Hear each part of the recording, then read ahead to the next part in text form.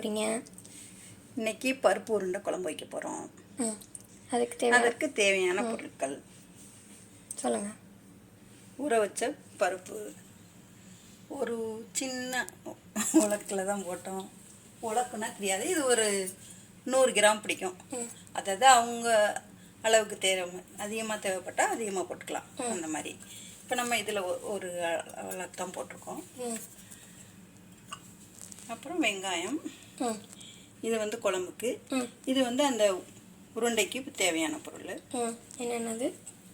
கொஞ்சம் வெங்காயம், கொத்தமல்லி, கருவேப்பிலை, தேங்காய். குழம்புக்கு தாளிக்கிறதுக்கு இதுதான் குழம்புக்கு தேவையான பொருட்கள். வெங்காயம், பச்சை மிளகாய், கருவேப்பிலை, தக்காளி. சின்ன வெங்காயம் ரெண்டுக்குமே சின்ன வெங்காயம் தான் கட் பண்ணி வச்சுருக்கேன். சரி. மிளகாய் பொடி, கொஞ்சம் புளி, தேங்காய் அரைச்சி வச்சுருக்கோம். அவ்வளோதான். குழம்புக்கு நல்லெண்ணெய் ஊற்றிக்கலாம். ஓகே.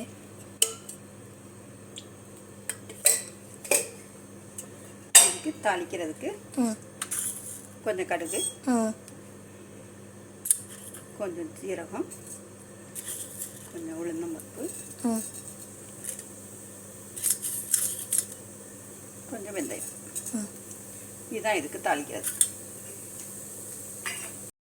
எல்லாம் வெடிச்சிருச்சு. வெங்காயம், பச்சை மிளகாய், கருவேப்பிலை.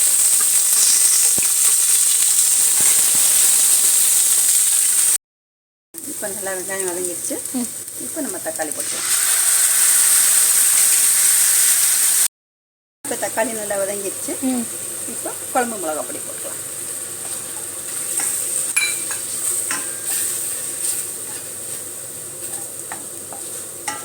இப்போ நம்ம கரைச்சி வச்ச புளி ஊற்றிக்கலாம்.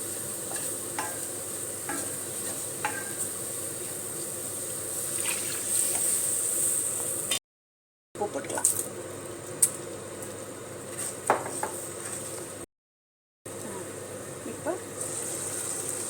இப்போ குழம்பு நல்லா கொதிச்சிருச்சு.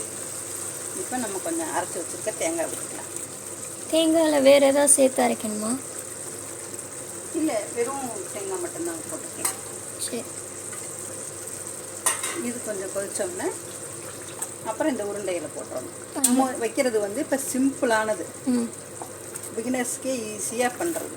இதில் எந்த வித கஷ்டமான வேலைகளே இல்லை. Very very simple. ஓகே. இப்போ நம்ம உருண்டைகளை போட்டுக்கலாம்.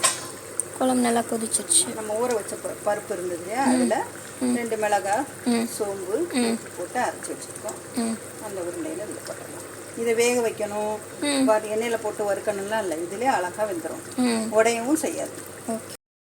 இது ஒரு 10 நிமிஷம் வெந்துச்சுன்னா நல்லா வெந்துடும். அவ்வளோதான். மூடி போட்டு மூடி போட்டு ஓகே வேக வச்சிடும். இப்போ பாப்போமா வெந்துருச்சான்னு. 10 நிமிஷம் ஆயிடுச்சு. ஓகே. இப்போ வெந்துருச்சான்னு பார்ப்போம்.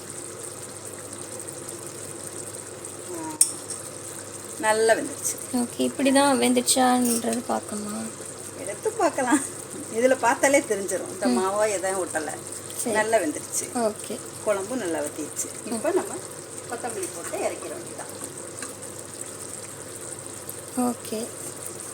ஸோ யம்மியான சிம்பிளான பருப்பு உருண்டை குழம்பு ரெடி.